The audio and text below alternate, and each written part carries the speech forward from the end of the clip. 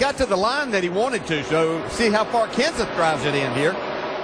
He couldn't get his slide job to work quite as good. It's a lot of contact. Oh, no. There they go. Wow. That didn't work out for either one of them. They were just arguing over space coming off 4. I don't know who won that argument. Well, racing for the lead to damaged cars. It's almost too early to be racing that hard for the lead, wasn't it? Never too early to be racing for the lead.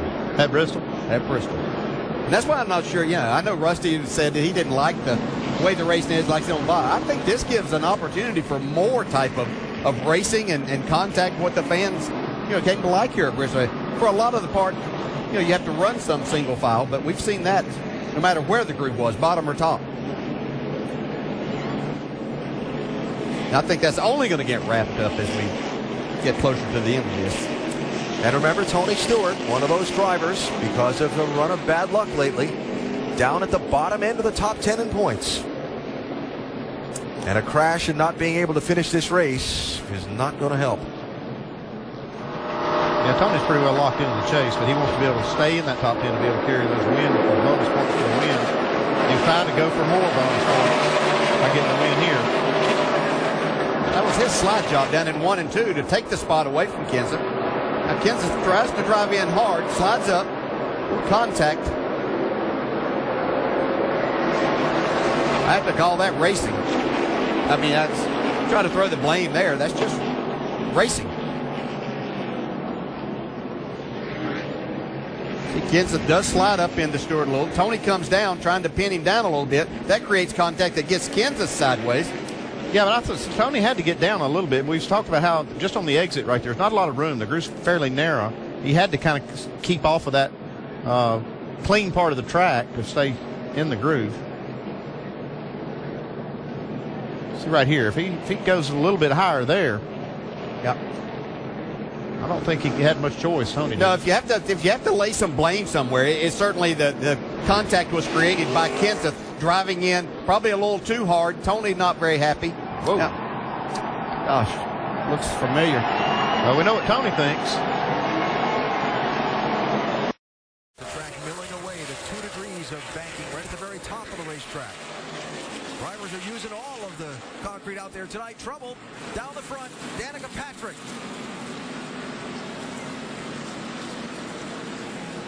That's unfortunate. Oh, she done a great job for 434 laps here tonight. So far, how bad is it? It's done. And number 13 is unlucky for Danica Patrick. She was running to the pits, please. 19th. We'll go.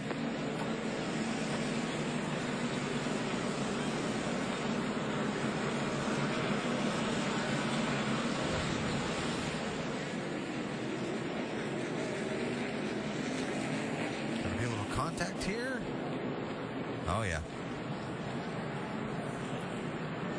Yeah, that's real unfortunate because she did have an incredible race going to be on the lead lap at 435 laps.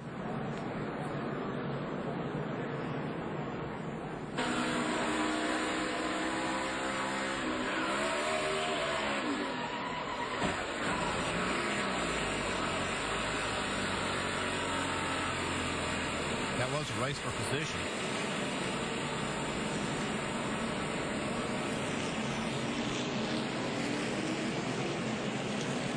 Yeah, a lot of damage. Front stretch wall has been an unfortunate place for Stewart Haas Racing tonight. All 3 cars hitting. Yeah. Ryan Newman, then Tony Stewart, now Danica Patrick.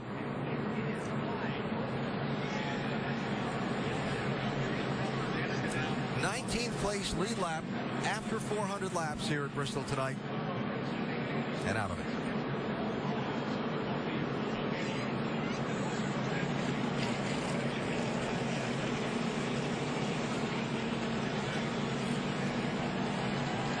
It's so frustrating as a driver. You worked your tail off all night long to kind of stay out of trouble, get yourself in position for a good finish or a chance at a win, and But that's Bristol.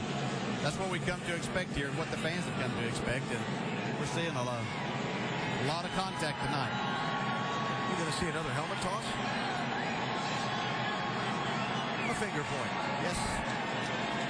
The long dry spell for Kevin Harvick and Richard Childress Racing comes to a close at Phoenix. He slides to the finish line while they crash behind him.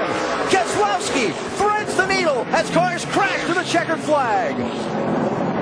I don't understand why they didn't throw the caution there. The 10 car was losing a lot of fluid. Mark Martin, Kurt Busch, Ryan Newman, all torn up. Patrick in the middle of it.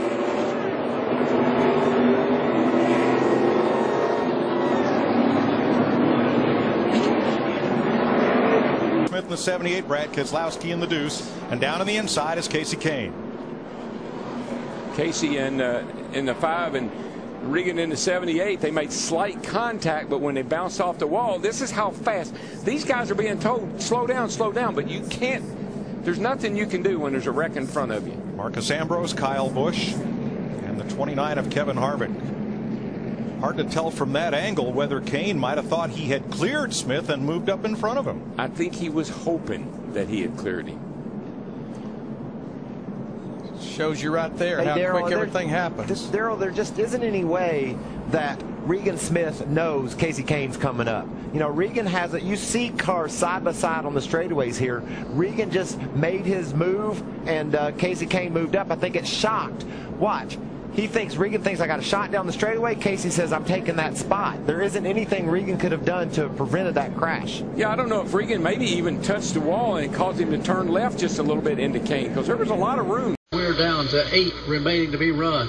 At the front of the field, Matt Kenseth. Whoop, there could be a problem in turn 1. Couple of cars tearing it up, and now it's a mass crash into the outside wall in turn 1. Hard goes Marcus Ambrose. Hard into the wall goes Trevor Bayne. Martin Truex Jr. is involved. David Rudiman is in the middle of it. A number of other cars sliding down onto the apron and through the grass in turns 1 and 2. Just 8 laps to go, and we see the Service Master clean caution. Once again, a big one over in turn 1. Massive accident at the exit of turn number 1, or the entrance of turn number 1. Denny Hamlin's hopes for victory are over. He is limping down on the apron with heavy damage to the FedEx Toyota. Marcus Ambrose limping down through the grass trying to make his way back to pit road. A number of other cars are torn up. Clint Bowyer limping down on the apron. The hood bowed right back up over the windshield on the 5-hour energy machine. Dave Blaney's got heavy damage on the right front corner. Trevor Bayne's car will not even roll at this point. He has rolled to a stop down in the infield grass.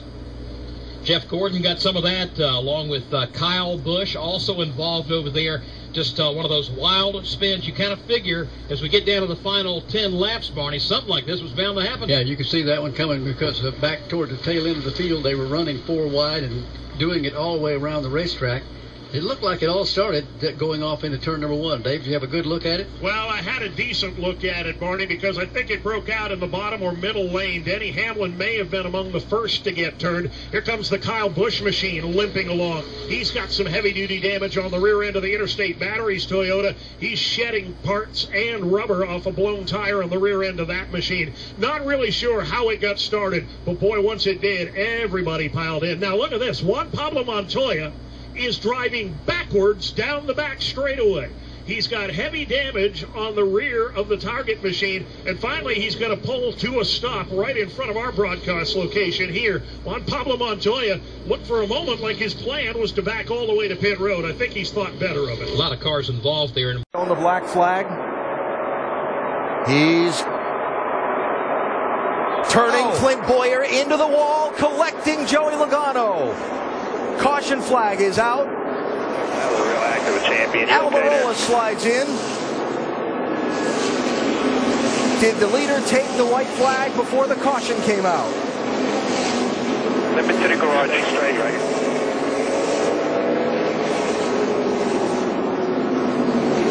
Fire's gone. Fire's gone. United, fire's back. Late lapse retaliation. Fire if you want to stop right there. There's a fire truck that get to you if you stop right there.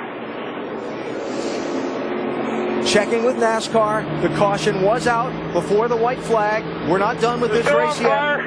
No, it's down now. It's down. You're good. Just stay on. and mayhem in the late laps here at Phoenix. You saw the first incident that cut the tire with Jeff Gordon, put him into the wall. He basically waited on Clint Bowyer to come around and took him out. All this is happening right in front of Brad Keselowski, and he was racing Joey Logano, and I was afraid they were going to get caught up, or Brad was going to get caught up into it. He somehow got through it. Jeff has been summoned to the NASCAR hauler for a post-race visit. Well, they said they were going to let him have at it. That's having at it right there. That's a year's worth of frustration. Oh, conflict. The Cruiser in it.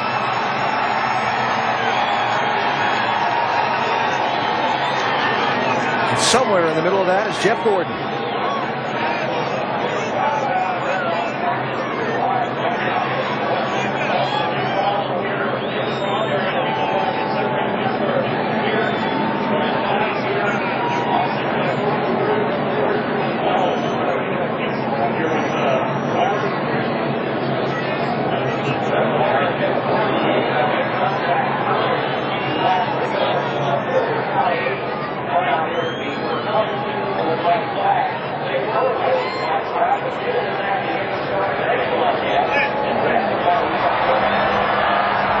I'm sure Clint Bowyer wants his opportunity at this. Can't really blame him.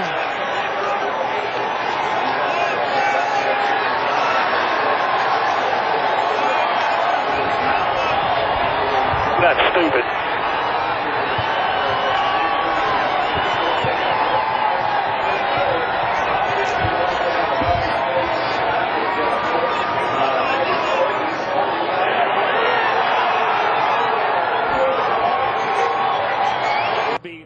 They're stacking up. They're stacking up. Through turns 3. Oh, here we go. Final time. Big crash behind the race leader, Tony Stewart. That's going to allow smoke to pull away. What's going to happen behind him? Can Burton get there? No, he can't. Tony Stewart wins it at Daytona. We'll take that. Great finish. From 42nd to the win. Great move by Jeff Burton right there. I tell you, That Jeff, was a great race by save. Jeff Burton. I'm telling you, incredible save, an incredible job to put him in position. And you know, Matt's just where he's got to be, but Casey Kane deserves a lot of credit for that too, pushing that. Juan Pablo Montoya and Bobby Labonte were racing right in front of him in turn 4. Yeah, and this at Mark had caught these cars. You can see Bobby Labonte looks like just loses it, gets loose with that car right up behind him there. But Mark had been there for a while, and you can see Mark spinning now. Not much you can do except hold on and lock the brakes as a driver at this point in time. And right there. Oh. Yeah, I was lucky the crew members weren't injured there as well. I'm telling you, that was just a crazy accident. Mark's trying to keep it off the wall right here and keep it a little damaged as he possibly can, but just can't get it back out. Wow, you can see all the oil go out from under it. Instantly it ruptured that oil tank. That could have been a big problem if it had caught fire immediately. Man. Safety crews were right on the spot, though. Ed Martin had caught this 47 and 42 and been behind them for about 10 laps, but couldn't get around them because the 47 and 42 had a little fresher tires. But they're trying to clear debris off the racetrack, and the car brakes, won't steer, and he slides up the track and into the back of that surplus helicopter jet engine on a trailer used to dry the racetrack. Mike, I saw sparks coming out from the car as if it had a tire down or something. What an incredible turn of events. I've never in my life. Oh my gosh. And all that spilled jet fuel found something hot to ignite it. Safety workers quickly on the scene. And this is a bizarre twist to this Daytona 500. Down in turn number 3.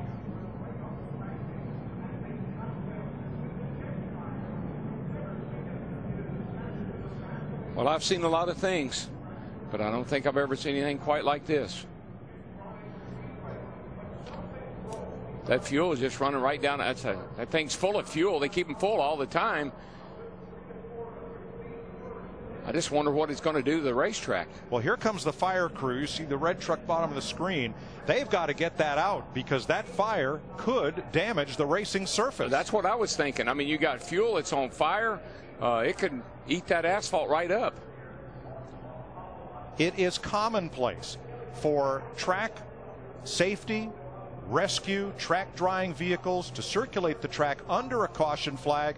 Drivers must maintain reasonable speed while catching up the pack and avoid those emergency vehicles. They're brightly lit and everything. That's easy to do when you can be under control of your race car. I just wonder if Montoya was going down the back catching up with the field and he didn't know the safety truck was up there. They called him on the radio and said, "Watch that safety truck," and the car darted hard right.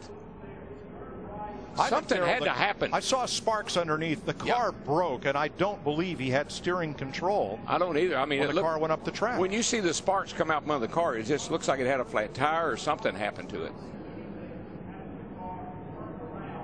Michael Waltrip in the 55 into the picture, pushed by Casey Mears. Kenseth with Harvick behind him. Oh, there's contact. Stewart into the middle of the pack and over.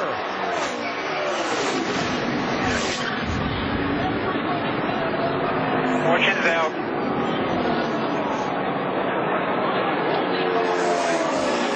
And a huge wreck to end this race. Matt Kenseth is going to get to the finish line first. Is everybody okay? One of the championship drivers got through. Which ones didn't? Dale Jr. just refired from the accident scene and came to the finish line. He's picking up Jimmy Johnson, who just climbed from his destroyed race car. Yeah, Jr. just trying to complete the last lap. He came off pit road, crossed the line, and he saw Jimmy standing there. We'll be right back.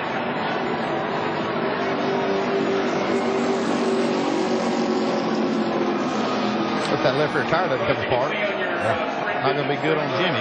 Well, he'd be the first to know. Yeah, I know. Jr. here on last lap. Chaos at Talladega Superspeedway.